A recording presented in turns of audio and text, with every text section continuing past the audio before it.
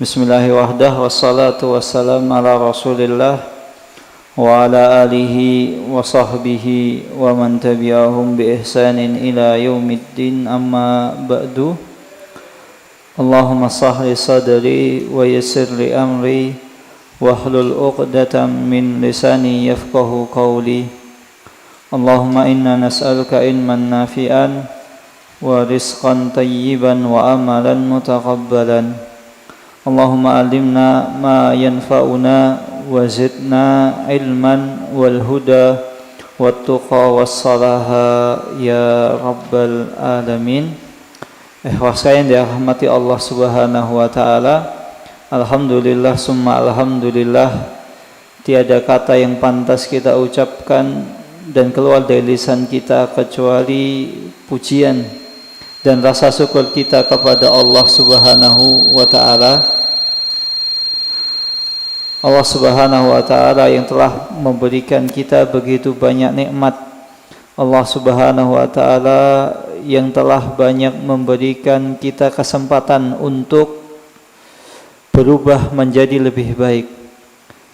Dan salah satu kasih sayang Allah Subhanahu wa taala, Allah Subhanahu wa taala mengutus Rasulullah sallallahu alaihi wasallam kepada kita semua, berbicara dengan bahasa manusia dan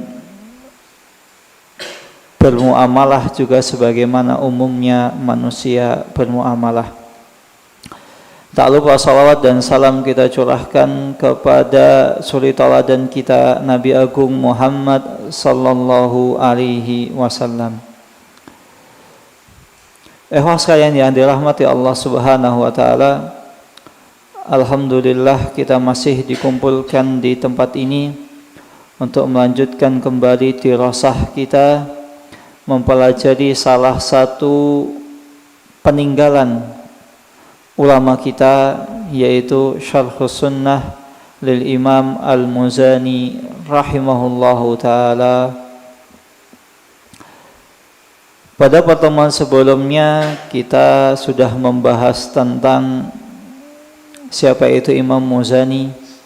Kemudian kita membahas tentang bahwasannya segala pujian, segala sesuatu itu adalah milik Allah Subhanahu wa taala.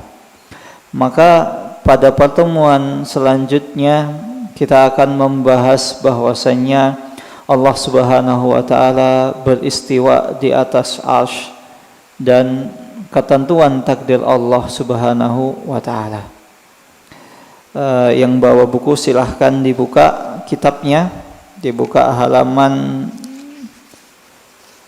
pada halaman 79. Dibuka halaman 79. Ada absennya enggak kemarin? Biar tahu yang gaib siapa, yang masuk siapa. Sekalian biar saya tahu namanya. Jazakumullah khairan. Yang pertama Ibnu Subagio. Ada? Izin, Masya Allah. Ridwan Ridho hadir, Masya Allah. Tengku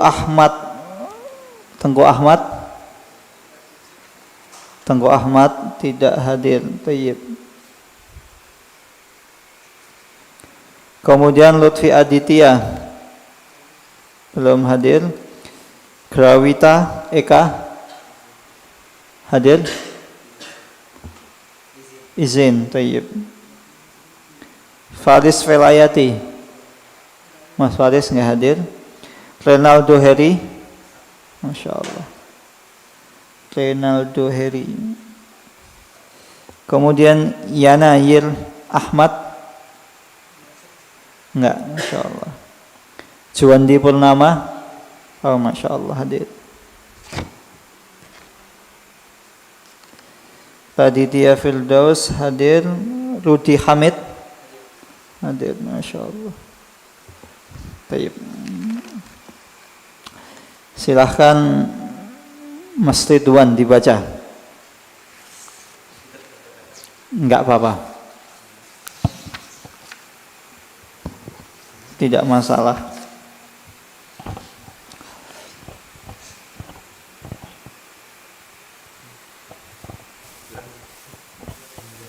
Nggak berani, tapi nggak apa-apa. Mas Renaldo coba. Atau siapa yang berani baca?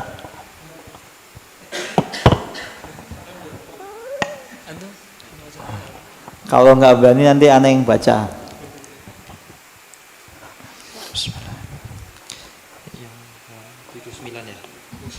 Halaman 79. Al-ulu. Bismillahirrahmanirrahim. Al-ulu ala arsyihi wa huwa danin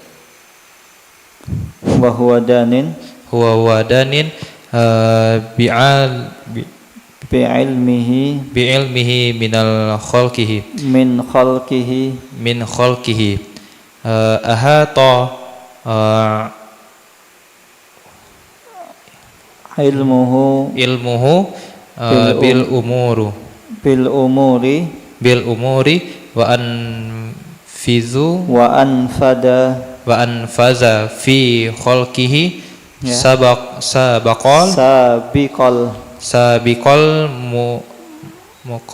makduri. Ya'lamu. Ini kalau antum baca harus benar ini. Kalau salah bisa mengubah makna ayat Al-Qur'an soalnya. Ya'lamu kha'inatal ayuni wa ma tukhfis suduru. Alhamdulillah, jazakumullah khairan. Jadi ada sedikit mulahadzah dari ana. Ketika kita misalnya baca kitab karya ulama, para ulama, maka salah satu adabnya adalah kita mendoakan penulis tersebut. Misalnya qalal muallif, berkata sang penulis. Qalal muallifu rahimahullahu ta'ala. Qalal muallif rahimahullahu ta'ala al-ulu.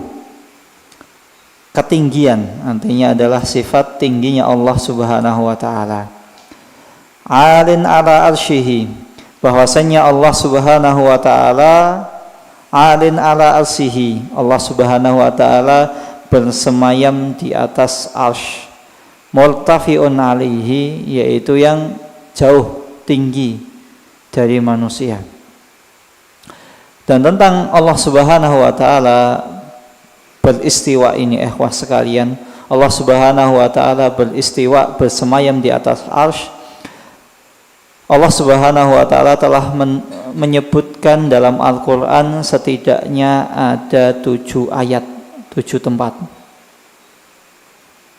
Walaupun begitu, walaupun ada 7 tempat Allah Subhanahu wa taala telah menyebutkan bahwasanya Allah Subhanahu wa taala bersemayam di atas arsy, tapi sayangnya ada sebagian ahlu bid'ah, mereka atau kelompok yang menyimpang, dia mengatakan Allah Subhanahu wa taala tidak bersemayam di atas arsy dengan berbagai macam alasan.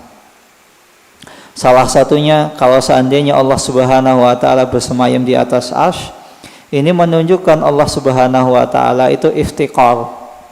Allah itu miskin. Allah itu membutuhkan sesuatu. Itu tidak tepat. Karena logika seperti ini berlaku untuk manusia. Tidak mungkin seseorang bisa menjadi pemimpin kecuali butuh bawahan. Butuh orang yang membantu. Ini logika manusia. Sedangkan logika Allah Subhanahu wa taala, Allah sebagai sang khalik, Allah tidak membutuhkan segala sesuatu. Bukan menunjukkan hal tersebut itu Allah butuh tempat, enggak. Naudzubillahi min dzalik.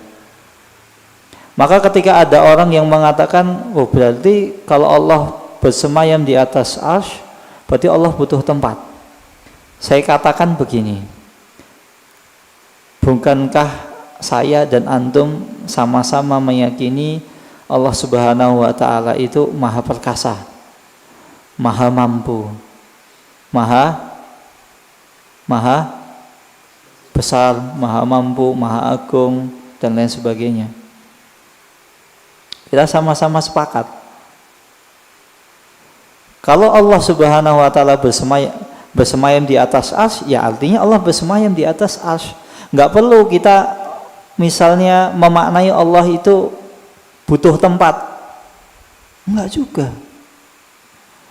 Sedangkan dalam Al-Qur'an itu disebutkan seperti itu. Allah Subhanahu wa taala sendiri yang menyebutkan.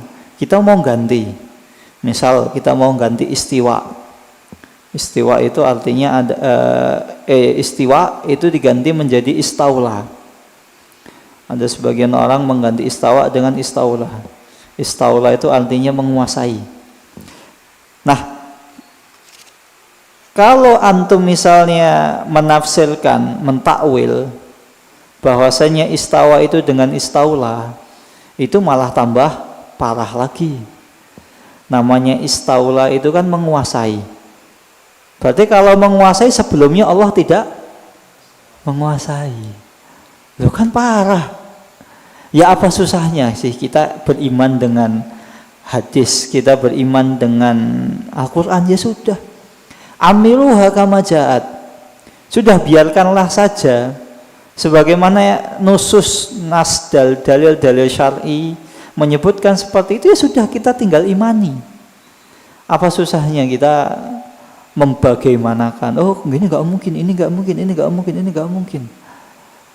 Itu hanya kurang kerjaan. Ya, sebagaimana antum misalnya jadi bawahan, ya bawahan aturannya begini, sudah tinggal jalankan gitu. Apa susahnya antum bisa, wah peraturannya begini nggak cocok, harusnya begini dan begitu. Antum malah tambah susah, memberatkan diri antum gitu loh. Atau misalnya antum misalnya pegawai baru datang, sudah ada aturan lama, oh nggak bisa, harusnya aturannya begini dan begitu. Antum menyusahkan, yaudah antum namanya orang baru tinggal manut.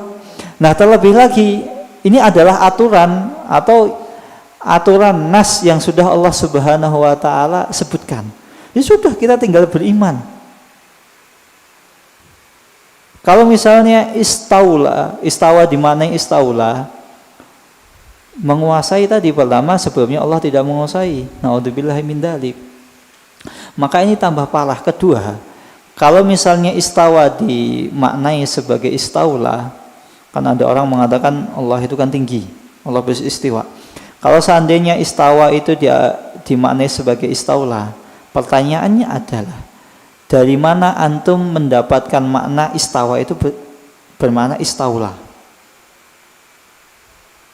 Sahabat tidak ada. Para sahabat tidak ada yang menafsirkan istawa dengan istaula. Rasulullah apalagi. Tabi'in juga tidak ada yang menafsirkan hal tersebut. Kemudian siapa lagi? Tabi'in juga tidak ada. Lantas antum memaknai istawa dengan istaula dengan dalil bahwasanya Allah Subhanahu wa taala itu maha mampu. Makanya harus dimaknai dengan yang cocok untuk Allah. Ini menurut mereka. Ini menurut orang-orang yang menyimpang. Rasul tidak pernah, sahabat, tabi'in, atba'ut tabi'in tidak pernah.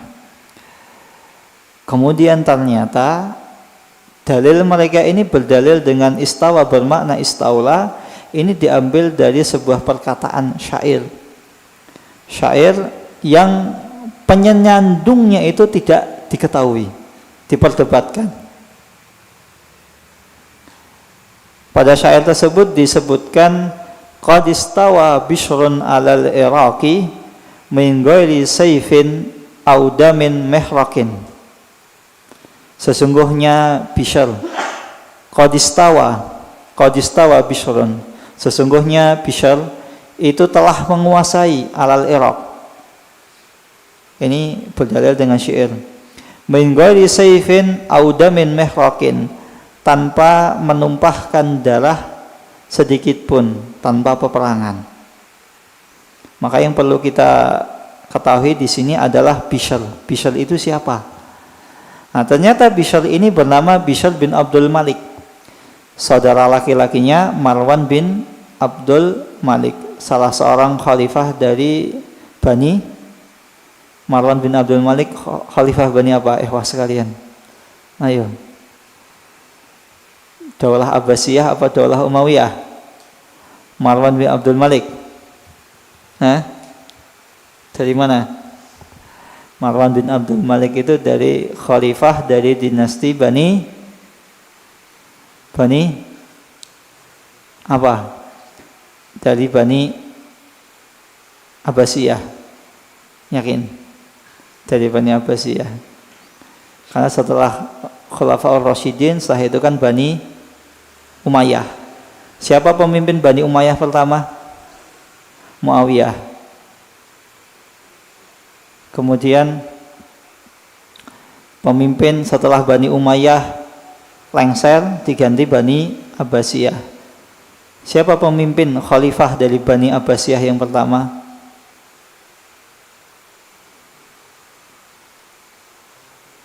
Nah, ini antum perlu tahu ini. Ala kulli hal kita lanjutkan kembali. Jadi Bishr bin Abdul Malik ini adalah saudara kandungnya Marwan bin Abdul Malik. Dan ketika itu Bishr dia menjadi panglima perang ketika penaklukan kota Irak. Irak itu dulu kota, tidak seperti sekarang negara. Ini karena Bishr bin Abdul Malik ini bisa menguasai Irak tanpa peperangan, tanpa pentumpahan darah, maka ada salah seorang penyair yang memujinya. Ini artinya ketika Bishr bin Abdul Malik menguasai Irak, itu kira-kira tahun keberapa? Kira-kira tahun keberapa? Nah, ini pentingnya seseorang itu tahu sejarah Islam gitu. Jadi ketika kita tahu, oh yang ngomong ini siapa? Oh ini hidup antara tahun berapa sampai berapa? Kalau misalnya jauh dari sahabat, jauh dari tabi'in, atba'ut tabi'in, artinya dalil yang mereka jadikan itu dalil yang lemah, tidak bisa dijadikan hujjah. Misal ada sahabat ngomong, kalau ada satu sahabat saja ngomong, itu sudah bisa jadi dalil. Jadi kalau seandainya seseorang misalnya dia berpegang dengan pendapat salah seorang sahabat, dan ketika itu tidak ada sahabat yang lain menyelisihi, atau sahabat tersebut pada zaman sahabat ada dua pendapat, tapi nggak ada satupun yang menyelisihi, antum mau mengamalkan salah satunya itu boleh. Karena apa? Para ulama sepakat sahabat itu adil, dan adil itu perkataannya bisa dijadikan dalil, kecuali kalau misalnya sahabat tersebut berpendapat dengan suatu pendapat kemudian diselisihi, dibantah, seperti pendapatnya Abdullah ibnu Abbas. Beliau radhiyallahu taala anhuma pernah berpendapat tentang halalnya riba fadl kalau saya tidak salah. Akhirnya ditegur oleh Ibunda Aisyah. Wahai Abdullah ibnu Abbas, bertakwalah engkau kepada Allah. Akhirnya Abdullah ibnu Abbas mencabut pendapatnya. Maka pendapat itu tidak bisa dijadikan dalil. Nah, Bishr bin Abdul Malik ini jauh, mungkin sekitar tahun 200 atau 300, mendekati itu, akhir 200-an. Dan artinya di akhir tahun 200-an itu di akhir masa tabi'ut tabi'in. Dan ternyata tabi'ut tabi'in itu enggak ada juga yang berpendapat dengan istawa bermakna istaula. Sehingga makna ini tidak bisa dijadikan hujjah dari satu sisi.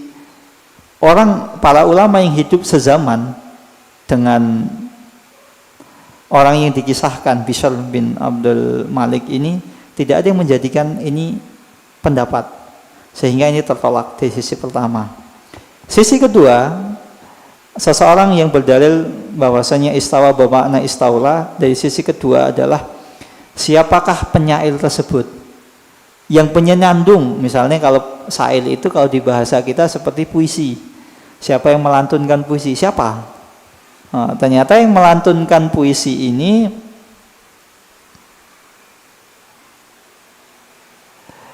adalah salah seorang, ada yang mengatakan ini syair ini di apa namanya, di pertama tadi kan ada yang mengatakan ini Bishr, dan syair tersebut hidup di zamannya kekhalifahan Bani Umayyah,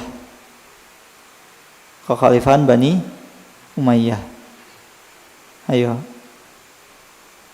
berarti Marwan bin Abdul Malik itu yang benar khalifah apa? Kekhalifahan apa? Bani Umayyah. Antum ternyata nggak ada yang tahu. Dijebak juga nggak ada yang membenarkan. Insyaallah. Mari kita belajar sejarah. Jadi syair tersebut diucapkan pada zamannya Bani Umayyah. Artinya Bani Umayyah masih ketemu tabi'in, kemudian masih ketemu tabi'in. Dan yang lebih tidak masuk akal lagi, ternyata orang yang mensyairkan ini, ada yang mengatakan sang pemilik syair ini namanya adalah Al-Akhtol. Al-Akhtol. Siapa itu Akhtol? Akhtol itu adalah salah seorang yang beragama Nasrani. Coba bayangkan, antum berdalil dengan masalah akidah melalui perkataan seseorang yang beragama Nasrani. Ya jelas nggak bisa diterima. Antum mau meyakini akidah Islam, berakidah, antum pengen berakidah Islam, tapi antum mengambil pendapat orang-orang Nasrani. Mohon maaf, kita sudah beda server ya. Ya, kita sudah beda server. Kita nggak boleh saling mengganggu server kita masing-masing gitu loh. Masalah misalnya servermu, silahkan kamu yang ngurus servermu, server kita yang ngurus server kita. Maka orang yang berdalil dengan istawa bermakna istawa nggak masuk akal. Bisa-bisanya berdalil dengan perkataan Al-Akhtol An-Nasrani. Mungkin ada orang berdalil, oh nggak apa-apa berdalil dengan perkataan orang Nasrani. Siapa tahu Akhtol itu ahli, misalnya ahli bahasa. Thayyib, kalau Akhtol dikatakan sebagai ahli bahasa. Ahli bahasa. Permasalahannya, para ulama zaman itu juga nggak ada yang mengakui perkataan tersebut. Sehingga mau dimaknai istawa sebagai istawa itu tidak masuk akal. Ini yang kedua. Yang ketiga, seseorang berdalil dengan untuk menjadikan sumber acuan dalam akidah, berdalil dengan menggunakan syair, itu enggak ada, tidak ada. Para ulama itu tidak ada yang menjadikan syair itu sebagai landasan dalam beragama, dalam berakidah. Kalaupun iya, itu cuma sebagai apa? Sebagai penguat, bukan sebagai landasan utama. Maka namanya landasan utama itu seperti seperti bangunan, dia memiliki tiang. Nah, tiangnya itu kan harus milih yang paling bagus kualitasnya. Nggak bisa seseorang cuman berdalil dengan ala kadarnya. Misalnya mau bangun masjid 2 lantai, kemudian tiangnya cuma pakai misalnya pakai pohon pisang, ya nggak bakalan bisa. Nggak ada orang kalau, makanya kadang orang yang berdalil, oh ini nggak masuk akal, karena nggak masuk akal, yang masuk akal begini. Ya coba digunakan akalnya sehingga dia bisa berpikir lebih jernih. Ini masalah akidah. Allah Subhanahu wa Ta'ala telah berfirman sedemikian, bagaimana sudah kita imani. Nggak usah kita berusaha untuk menafikan, merubah maknanya, apalagi mencari pembenaran yang ternyata perkataan tersebut bersumber dari salah seorang Nasrani, yang mana dia tidak tahu akidah Islam. Maka ini tidak bisa dijadikan sebagai hujjah. Dan kemudian Allah Subhanahu wa taala berfirman tentang Allah Subhanahu wa taala beristiwa, alladzi khalaqas samawati wal arda fi sittati ayyamin summastawa 'alal arsy. Pada ayat tersebut disebutkan summa. Summa ini artinya adalah tufidut tartib, artinya berurutan. Kalau seandainya istawa itu dimaknai sebagai istaula, yang ketika kita terjemahkan sebagai istaula itu menguasai, apakah arsy Allah Subhanahu wa taala, arsy singgasana Allah Subhanahu wa taala itu sebelumnya bukan kepemilikan Allah?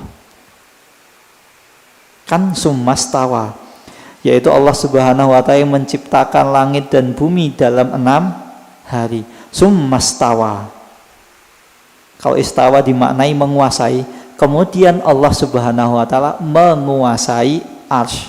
Artinya arsy itu bukan milik Allah sebelumnya. Maka sudahlah, kalau berkeyakinan seperti itu tambah ngawur. Allah nggak menguasai arsy-nya, sehingga sananya milik orang lain misalnya. Rumah itu bukan punyanya Mas Bayu misalnya. Akhirnya Mas Bayu datang dan membeli rumah tersebut. Beda kalau misalnya rumah itu punya Mas Bayu pulang ke rumahnya. Misalnya Mas Bayu pulang ke Jogja ke rumahnya, kan langsung ke rumahnya. Beda dengan Mas Bayu pulang ke Jogja kemudian baru menguasai atau membeli rumahnya. Artinya rumahnya sebelumnya belum punya Mas Bayu. Maka ini tidak bisa. Kemudian Allah Subhanahu wa taala melanjutkan, alin ala arsyihi, Allah Subhanahu wa taala bersemayam di atas arsy-Nya. Arsy ini adalah makhluk Allah Subhanahu wa taala. Arsy. Jadi ketika ditanya apa yang antum ketahui tentang arsy, maka antum jawab arsy Allah, singgasana Allah itu adalah makhluk. Karena segala sesuatu itu makhluk. Segala sesuatu itu makhluk. Segala sesuatu itu makhluk. Dan singgasana Allah Subhanahu wa taala ini adalah sebesar-besarnya makhluk ciptaan Allah Subhanahu wa ta'ala. Kemudian setelahnya summastawa 'alal arsy wa huwa danin min khalqihi.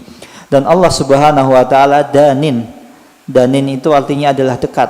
Ala khalqihi, Allah Subhanahu wa ta'ala itu dekat dengan hambanya. Maksudnya di sini Allah Subhanahu wa ta'ala dekat dengan hambanya bukan berarti Allah Subhanahu wa ta'ala itu bersemayam di jasad seorang hamba. Naudzubillahi min dzalik, tidak seperti itu. Sebagaimana seseorang yang mengatakan ketika ditanya di mana Allah? Allah ada di mana-mana. Maka ini pernyataan yang salah kaprah. Kalau seandainya Allah ada di mana-mana, berarti Allah ada di tempat-tempat yang najis. Naudzubillahi min dzalik. Maka ketika ada orang bertanya, Allah ada di mana? Allah ada di mana-mana.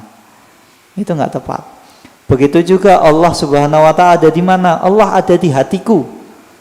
Nah, kalau Allah ada di hatiku berarti manunggaling kawula Gusti. Antum tahu manunggaling kawula Gusti?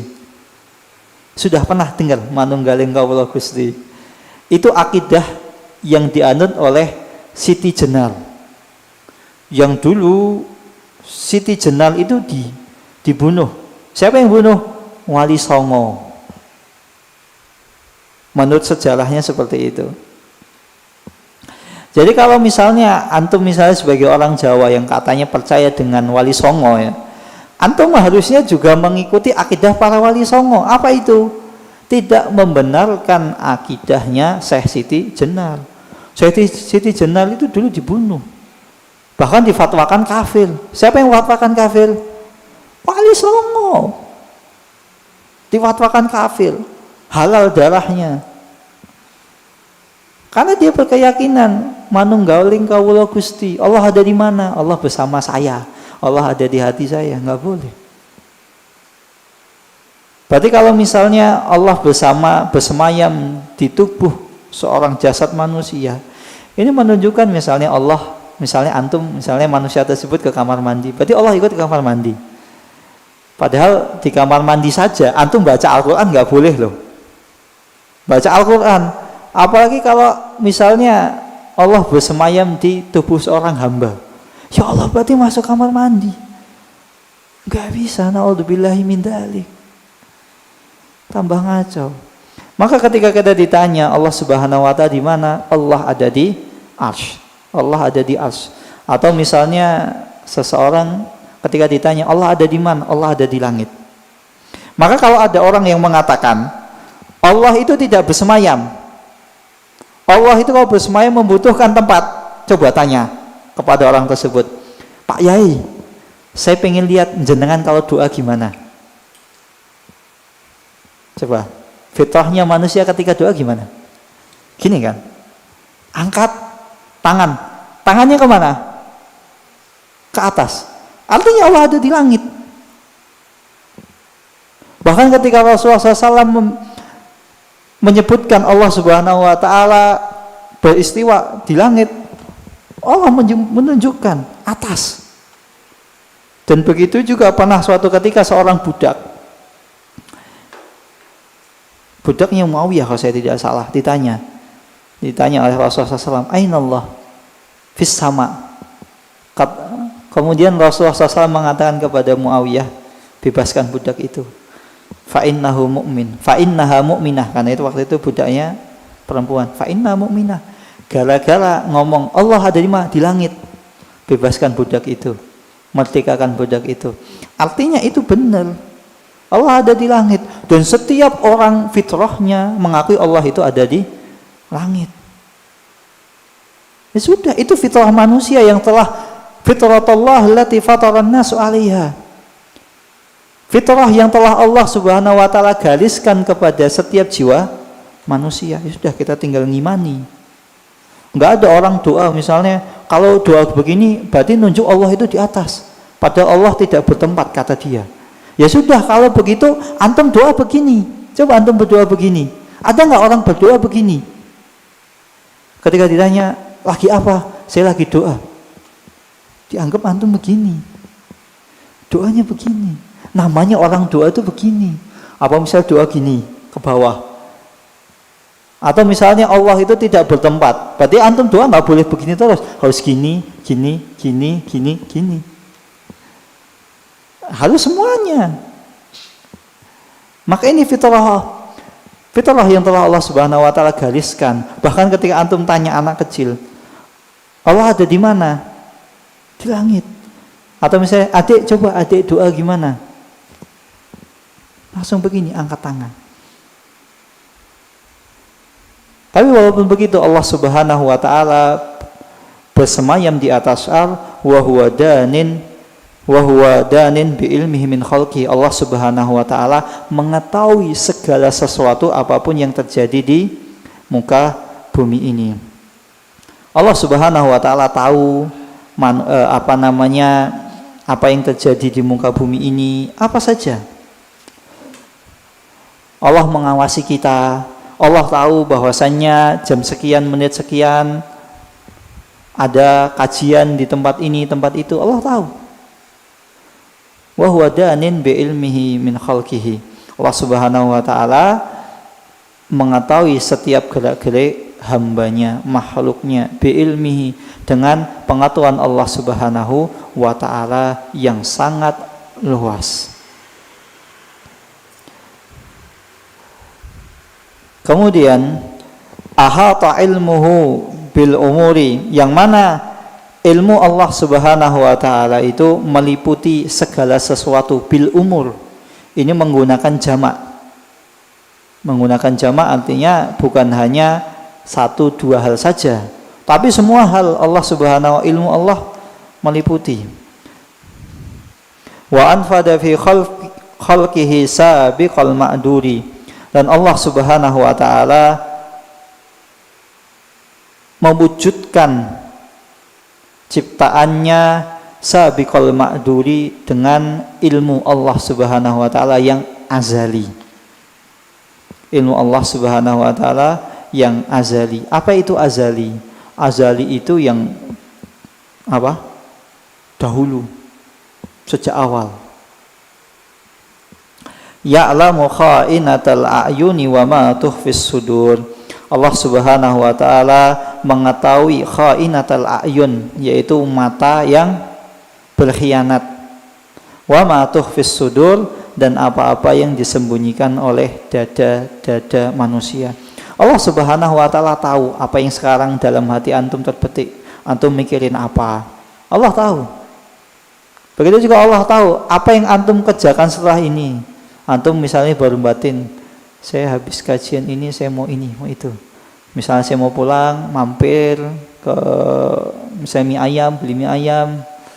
Atau misalnya antum mau beli buah, atau antum mau mampir beli buah, atau misalnya antum mau ngelamar akhwat misalnya setelah ini, siapa tahu Allah tahu.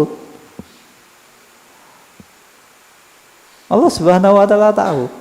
Apa tuhfis sudur, apa-apa yang disembunyikan oleh dada-dada manusia. Sampai jangankan apa yang belum antum ucapkan, yang baru terbetik dalam pikiran antum, ya Allah Subhanahu wa taala tahu. Itulah namanya kha'inatul a'yuni wa ma tuhfis sudur.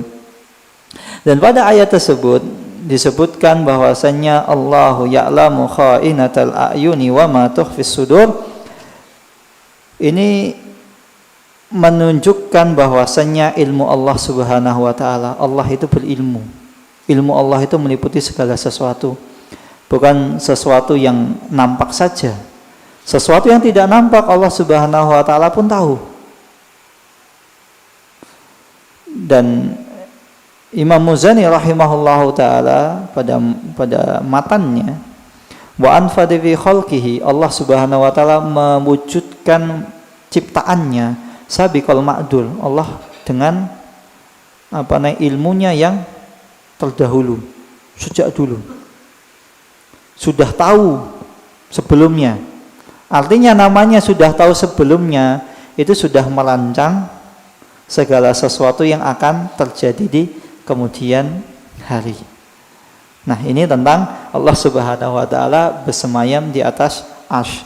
Kemudian pada pembahasan kedua yaitu tentang al-qada wal qadar, ketentuan takdir Allah Subhanahu wa taala. Ini saya baca, fal khalqu amiluna bisabiqi ilmihi. Sesungguhnya para makhluk Allah Subhanahu wa taala ya'malun amiluna bisabiqi ilmihi. Para makhluk itu dia berbuat bisa bikin ilmihi, yaitu dengan ilmu Allah Subhanahu wa taala yang as-sabiq, ilmu Allah Subhanahu wa taala yang azali. Artinya bagaimana ikhwas sekalian? Apapun yang dilakukan oleh manusia itu sejatinya sudah melalui apa yang Allah Subhanahu wa taala takdirkan. Jadi misalnya antum sampai pun antum misalnya nulis, itu sudah Allah Subhanahu wa taala takdirkan. Bahkan ada sebuah perkataan yang bagus dari Abdullah ibnu Abbas radhiyallahu taala anhuma. Beliau radhiyallahu taala anhuma berkata, "Kullu syai'in biqadarin hatta wada'ika yadaka ala khaddika." Segala sesuatu itu sudah Allah Subhanahu wa taala takdirkan, sampai pun ketika seseorang itu meletakkan tangannya di sini pipinya. Bisa antum sandaran begini itu dengan takdir Allah Subhanahu wa taala. Antum misalnya korek-korek kuping, ngupil, itu dengan takdir Allah Subhanahu wa taala. Ini menunjukkan segala sesuatu tidak lepas dari takdir Allah Subhanahu wa taala. Segala sesuatu Allah Subhanahu wa taala telah takdirkan. Wa nafiduna lima khalqahum lahu min khairin wa syarrin. Dan Allah Subhanahu wa taala nafiduna lima khalqahum lahu min khairin wa syarrin. Allah Subhanahu wa taala menakdirkan segala sesuatu terjadi, baik hal tersebut itu hal yang berupa keburukan, berupa kemaksiatan, berupa amalan-amalan saleh. La yamlikuna li anfusihim min ta'ati naf'an wa la yajiduna ila sarfil maksiyati anha daf'an. Sesungguhnya makhluk itu tidak memiliki daya upaya minat ta'ati naf'an. Ketika seorang hamba itu melakukan amal ketaatan naf'an, Allah Subhanahu wa taala itu tidak mendapatkan keuntungan. Maksudnya bagaimana? Mau seorang hamba itu taatnya setaat Nabi Muhammad sekalipun, itu tidak akan menambah kekuasaan Allah Subhanahu wa taala. Wala yajiduna ila sarfil maksiyati an hadafan. Dan begitu juga ketika seorang hamba itu mau bermaksiat, misalnya dengan berbagai macam maksiat, sebanyak apapun maksiat, mau membangkang seperti iblis sekalipun, itu tidak akan mengurangi kekuasaan Allah Subhanahu wa taala. Maka ketika seorang hamba mengetahui bahwasannya segala sesuatu yang dilakukan oleh seorang hamba itu tidak terlepas dari takdir yang Allah Subhanahu wa taala takdirkan, maka seorang hamba perlu banyak-banyak meminta pertolongan kepada Allah Subhanahu wa taala. Setiap mau beribadah, berdoa, ya Allah mudahkanlah ibadahku. Begitu juga ketika bermaksiat, dia juga minta pertolongan kepada Allah Subhanahu wa taala. Apa? Ya Allah, jauhkanlah aku untuk berbuat maksiat. Maka di sini ada pertanyaan. Kalau segala sesuatu itu sudah Allah Subhanahu wa taala takdirkan, maka pertanyaannya, berarti Allah Subhanahu wa taala itu juga menghendaki terjadinya keburukan. Sudah pernah saya jelaskan belum di sini? Belum ya. Jadi Allah Subhanahu wa taala itu menghendaki keburukan. Misalnya ada pencurian motor, Allah menghendaki motor antum dicuri. Atau misalnya terjadi perzinahan, Allah Subhanahu wa taala berarti menghendaki perzinahan tersebut. Zina, mencuri, kebakaran, kemaksiatan, iblis membangkang, apalagi maksiat. Ada orang berzina, ada orang yang taat. Ini kalau orang taat kan otomatis kita sebagai manusia gampang untuk menerimanya. Nah, gimana kalau ada orang taat? Berarti Allah menghendaki adanya koruptor, adanya korupsi, adanya pemimpin yang tidak amanah, adanya orang-orang yang mengajak kepada kesesatan. Nah, maka jawabannya apa? Berarti Allah menginginkan keburukan terjadi pada muka bumi ini. Apa jawabannya? Jawabannya apa? Iya. Allah menghendaki semua, sampai hal-hal kemaksiatan itu Allah Subhanahu wa taala menghendakinya. Kok bisa? Maka biar antum paham, kita flashback, tarik ke belakang dulu. Apa sih sebenarnya apa-apa yang sudah Allah Subhanahu wa taala takdirkan? Ketika Allah Subhanahu wa taala meyakini, misalnya kan rukun iman ke-6 ya. Iman dengan qada dan qadar, takdir baik dan takdir buruk. Maka ketika seseorang mengimani tentang takdir buruk, takdir baik, maka seharusnya ada dalam diri seorang muslim itu 4 rukun. Yang pertama, bahwasannya ilmu Allah Subhanahu wa taala itu azali. Allah Subhanahu wa taala mengetahui segala sesuatu sebelum hal tersebut itu terjadi. Cara mudahnya, cara gampangnya begini. Di sini ada yang ambil kuliah arsitek. Ada yang arsitek? Nggak ada. Tayyib. Ada yang dokter, kedokteran, Mas siapa? Mas Iman, ambil kedokteran di UII. Alhamdulillah. Ini arsitek dan dokter. Itu tolong ingatkan saya. Gampangnya begini. Sebagai seorang arsitek, ketika dia ingin membangun sebuah bangunan, misalnya masjid ini, apa yang harus dilakukan sebagai seorang arsitek sebelum bangun masjid ini? Apa? Desain. Tayyib. Sebelum itu apa? RAB. Tayyib. Sebelum itu belajar. Betul.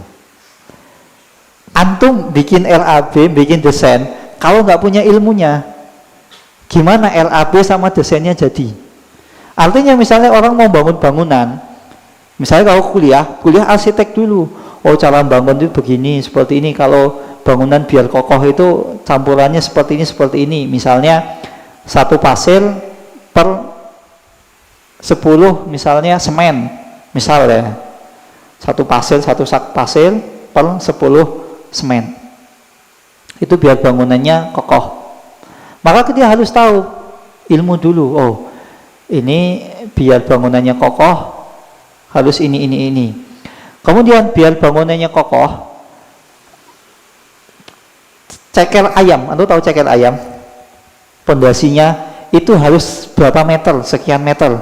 Kalau misalnya sedikit, maka nanti bangunannya tidak akan bisa berdiri lama. Maka sebagai seorang arsitek ketika mau membangun, ya dia harus ngitung, harus tahu dulu nanti mau bangun berapa per berapa, cakar ayamnya berapa, kemudian komposisi cakar ayam itu apa saja, kan dia harus tahu dulu. Kemudian nanti apalagi gentengnya harus apa biar awet, genteng merek A atau B atau C, kan harus tahu sebelumnya. Setelah tahu baru nulis RAB, desain. Apa itu desain? Itu ditulis, dicatat. Setelah dicatat, kemudian selanjutnya apa? Sudah tahu ilmunya, sudah mencatat, terus apa? Kemudian dikerjakan. Betul, dikerjakan. Ketika sudah dikerjakan, dibangun seperti yang sudah dirancang tadi. Misalnya pondasinya seperti ini, sudah seperti RAB-nya dan desainnya. Nah, itu takdir Allah itu kurang lebih seperti itu agar memudahkan kita. Maka Allah Subhanahu wa taala sebelum menakdirkan sesuatu, Allah sudah tahu. Nanti kalau hamba ini misalnya si A, saya takdirkan ini, begini, jadi begini. Kalau misalnya hamba ini misalnya kalau bertakwa, maka jadinya ini. Kalau hamba ini bermaksiat, jadinya itu. Sudah Allah Subhanahu wa taala takdirkan semuanya. Jadi ilmu Allah Subhanahu wa taala itu sudah sebelumnya. Kemudian setelah Allah Subhanahu wa taala mengetahui, yang kedua apa tadi?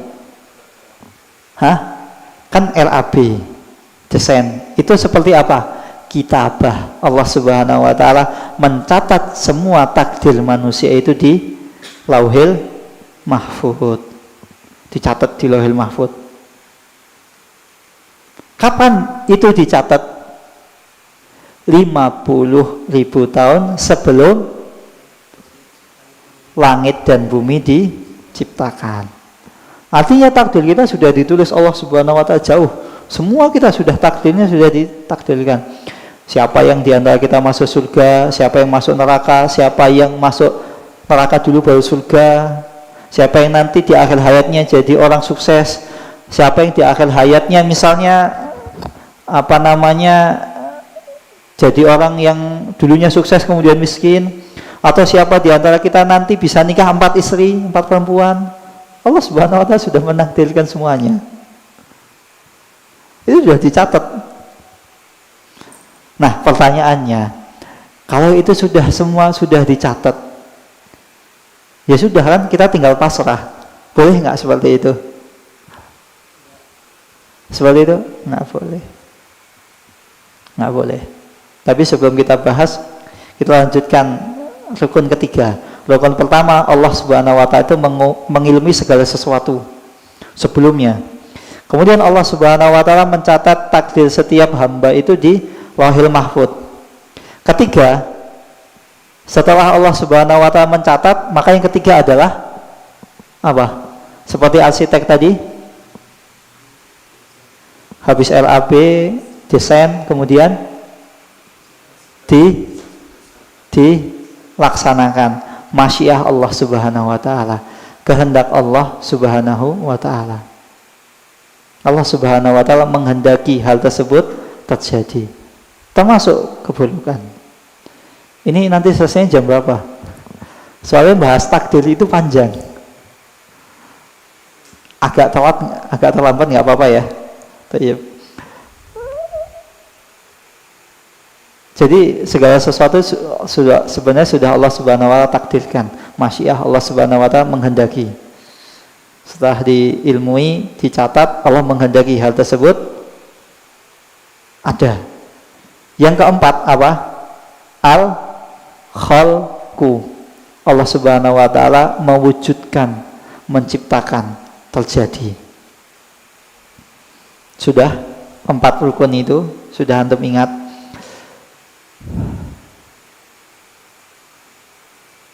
Maka pertanyaannya, berarti Allah Subhanahu wa Ta'ala sudah tahu motor si fulan kecurian. Allah juga sudah mencatat kejadian tersebut di Lauhil Mahfuz. Allah juga berkehendak bahwasannya motor fulan tadi, motornya Mas Bayu misalnya, ini nggak ada yang namanya Bayu kan? Misalnya motornya Mas Bayu terjadi kecurian, dan ternyata pencurinya nggak ketangkep. Berarti Allah Subhanahu wa Ta'ala mentakdirkan, ya, betul? Ya, Allah Subhanahu wa Ta'ala mentakdirkan. Maka ketika berbicara tentang masyiah, kehendak Allah Subhanahu wa Ta'ala, masyiah Allah itu ada 2. Yang pertama, iradah kauniyah. Iradah kauniyah atau yang biasa dinamakan dengan masyiah. Maka ketika di dalam ayat Al-Quran, ketika berbicara tentang wa ma tasya'una illa ayyasha Allah Rabbul Alamin, ini maknanya adalah iradah kauniyah.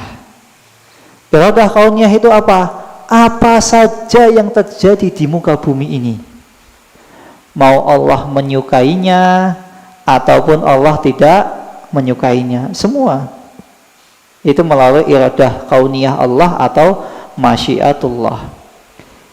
Kemudian yang kedua, kehendak Allah yang kedua adalah iradah syar'iyah. Apa itu iradah syar'iyah? Iradah syar'iyah adalah Allah Subhanahu wa Ta'ala menghendaki terjadinya kebaikan di muka bumi ini. Amalan-amalan soleh ini semuanya terjadi di muka bumi ini. Semua Allah menghendaki bahwasannya sholat ditegakkan, puasa ditunaikan, haji dilaksanakan, dan lain sebagainya. Iradah syar'iyah ini berkaitan dengan apa-apa yang hal tersebut itu baik. Ini bisa diterima ya. Allah suka kalau ada hambanya bertakwa. Allah suka ketika ada hambanya sholat. Allah suka, Allah menghendaki ketika hambanya berpuasa. Nah, yang jadi permasalahan, iskal, itu adalah iradah kauniyah atau masyiah tersebut. Seperti tadi, Allah berarti menghendaki kemaksiatan tersebut terjadi. Ya. Berarti Allah Subhanahu wa Ta'ala juga menghendaki iblis itu mengganggu manusia, ya kan? Padahal kalau nggak ada iblis kan enak ya, nggak ada yang goda manusia ya. Terus apa yang ingin, apa sebenarnya kehendak Allah itu adanya iblis itu apa sih? Ngapain? Misalnya bahasa kasar kita ya, mohon maaf, ngapain sih Allah nyiptain iblis? Nggak usah nyiptain aja lah, kan enak gitu loh. Nggak ada yang ganggu manusia, nggak ada yang menjerumuskan manusia ke neraka. Nah, ada yang tahu rahasia atau hikmah penciptaan Allah Subhanahu wa Ta'ala terhadap iblis ini? Apa? Pertama ujian, betul. Kedua,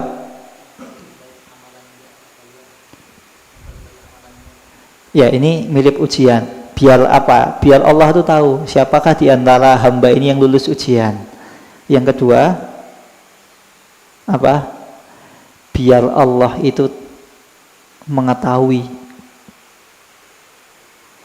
ketika ada seorang hamba yang melakukan kesalahan, maka apa? Bertaubat kepada Allah Subhanahu wa Ta'ala. Coba bayangkan, padahal dalam Al-Quran itu anjuran untuk bertobat banyak. Coba kalau nggak ada orang yang nggak bertaubat, berarti Al-Quran sia-sia dong. Ini buat apa ayat tentang bertobat? Nggak ada orang bertobat. Maka salah satu hikmah penciptaan iblis itu, biar agar Allah tahu siapakah di antara hamba ini yang taat sama yang bangkang. Nah, ketika ada yang bangkang, apa? Bertaubat. Allah memberikan pilihan, kamu mau bertaubat atau kamu terus-terusan dalam maksiat. Kalau bertaubat, ada ayat yang berbicara tentang taubat, sehingga seorang hamba bisa mengamalkan ayat tersebut. Begitu juga Allah Subhanahu wa Ta'ala menakdirkan Rasulullah SAW sekalipun melakukan kesalahan. Agar apa? Agar umatnya tahu, ketika misalnya seorang manusia melakukan kesalahan, gimana sih cara taubatnya? Coba kalau misalnya Allah tidak menakdirkan Rasulullah salah, antum tahu cara istighfar itu gimana? Meminta ampun kepada Allah gimana? Kan tidak ada yang paling paham terhadap Al-Quran kecuali siapa? Rasul, yang mana beliau diwahyukan. Maka Rasul ini yang menjelaskan, oh cara bertaubat begini, cara meminta ampun kepada Allah seperti ini. Dan begitu juga tadi hamba itu juga diberikan pilihan. Hamba itu punya pilihan. Tadi kan ada orang yang dibukakan pintu, akhirnya dia taubat, satunya bermaksiat. Nah, kalau bermaksiat nih, ada ayat-ayat yang berbicara tentang Abu Jahal, Abu Lahab, Utbah bin Abi Mu'aid, Umayyah bin Khalaf. Apa akhir hayat mereka? Siksa. Sehingga ayat ini ada efeknya. Maka tadi Allah Subhanahu wa Ta'ala itu mengetahui segala sesuatu, sudah ditakdirkan. Maka ilmu Allah, saya tadi lupa menjelaskan, ilmu Allah itu ada 4. Allah itu tahu sesuatu yang sudah terjadi. Allah itu juga tahu sesuatu yang akan terjadi. Allah itu juga tahu sesuatu yang tidak terjadi, dan Allah itu tahu sesuatu yang tidak terjadi bagaimana kalau seandainya itu terjadi.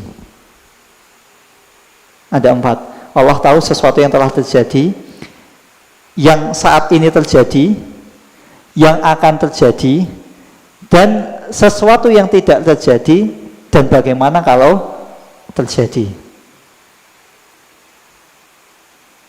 Maka tadi seorang hamba kan dipilih pilihan, mau bertakwa atau bermaksiat. Kalau bertakwa ayatnya ini, akhir kesudahan orang yang bertakwa seperti ini. Kalau bermaksiat, akhir kesudahannya orang yang seperti ini. Artinya apa? Allah Subhanahu wa Ta'ala sudah menakdirkan segala sesuatu, semuanya sudah ditata sedemikian rupa. Nah, lantas setelah ada seorang hamba yang meminta ampun kepada Allah, hikmah selanjutnya apa? Kita bisa membuktikan kemaha pengampunan Allah Subhanahu wa Ta'ala. Bukankah Allah Subhanahu wa Ta'ala berfirman, wa huwal ghafurur rahim, dan Allah Subhanahu wa Ta'ala yang maha pengampun dan lagi maha penyayang. Tadi maksiat Allah takdirkan agar apa? Sebagai bukti bahwasanya Allah Subhanahu wa Ta'ala itu pengampun. Ketika seorang hamba datang kepada Allah meminta ampun, Allah ampuni.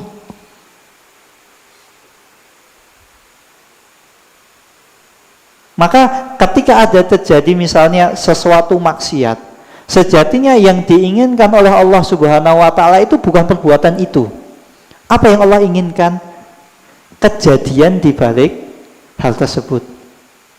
Kayak tadi orang bermaksiat, Allah sebenarnya yang diinginkan bukan hambanya bermaksiat, tapi hal tersebut, hamba tersebut jatuh dalam maksiat, itu Allah takdirkan melalui iradah kauniyah. Allah takdirkan ada.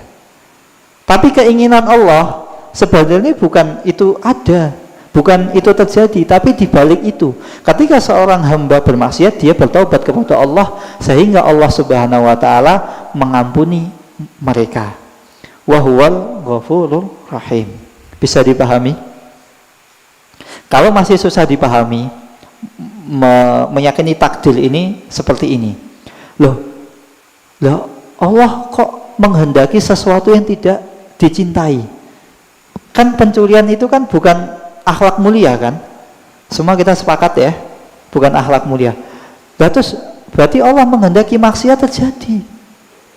Kok kejam banget, kita disuruh untuk taat, tapi Allah menakdirkan kita misalnya terjatuh dalam maksiat.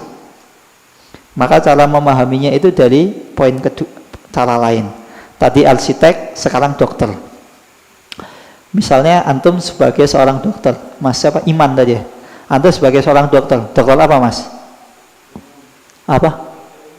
Dokter umum. Bukan misalnya bedah penyakit dalam enggak ya? Enggak ngurusi ortopedi. Apa? Ortopedi ya? Yang tulang-tulang itu. Nah. Enggak bedah kan? Belajar juga. Misalnya antum belajar ilmu bedah. Laqadarullah, ada kerabat antum, tapi kerabat jauh. Antum kenal. Mungkin masih ketemu dari kakeknya antum gitu. Tapi antum tahu itu kerabat antum. Dia misalnya kakinya itu busuk. Naudzubillahi min dzalik. Kakinya busuk. Dan menurut ilmu kedokteran, kalau kaki itu tidak diamputasi, maka kanker tersebut pasti akan menyebar ke seluruh tubuh, menjalar ke tubuh selanjutnya. Maka antum sebagai seorang dokter, apa yang antum lakukan, Mas?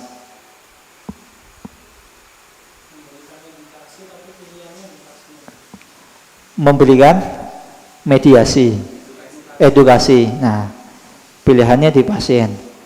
Misalnya ini kankernya sudah ganas stadium 4. Kalau enggak dipotong kakinya, kalau enggak diamputasi, maka bisa tambah parah.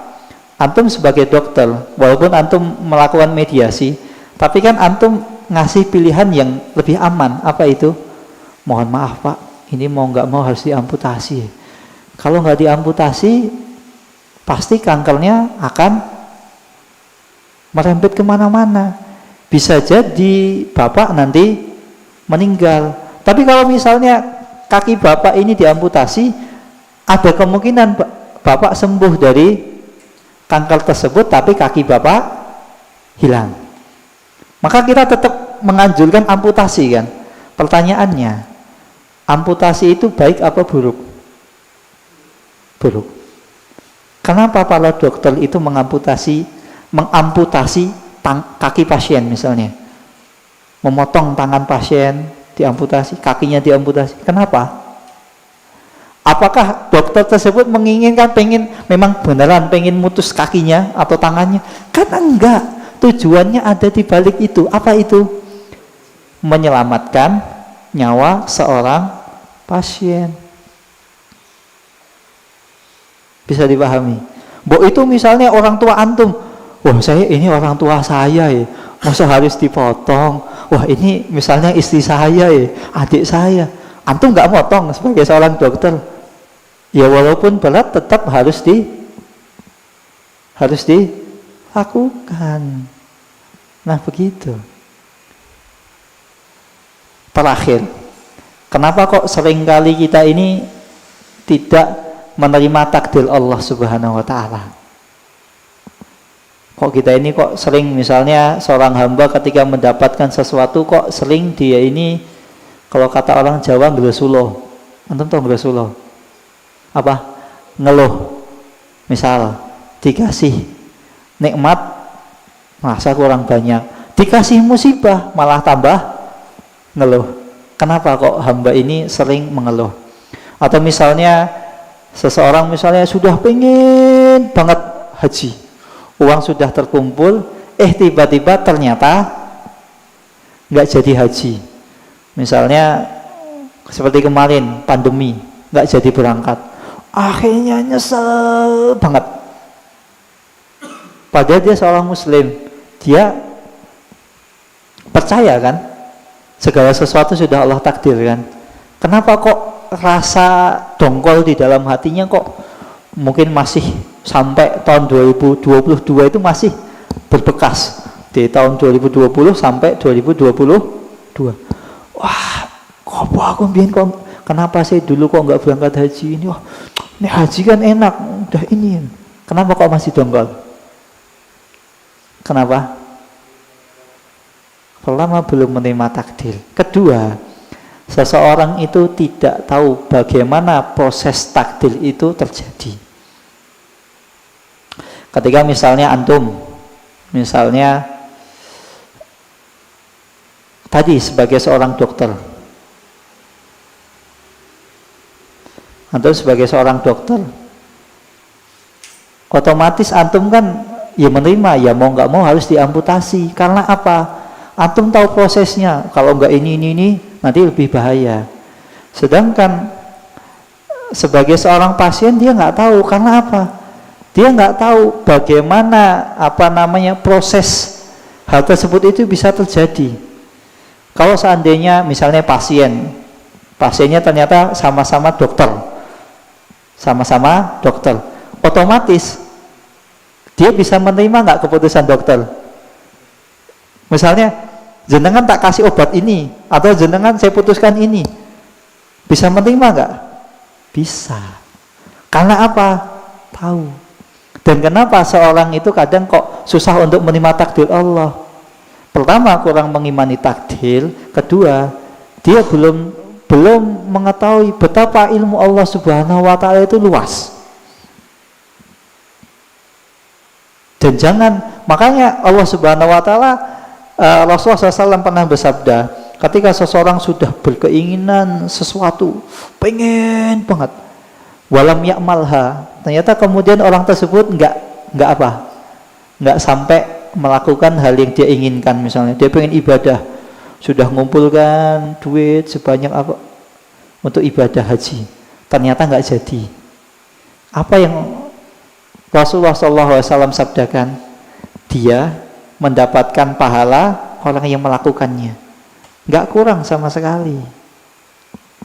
Coba kalau seandainya orang tersebut tahu, maka akan tenang.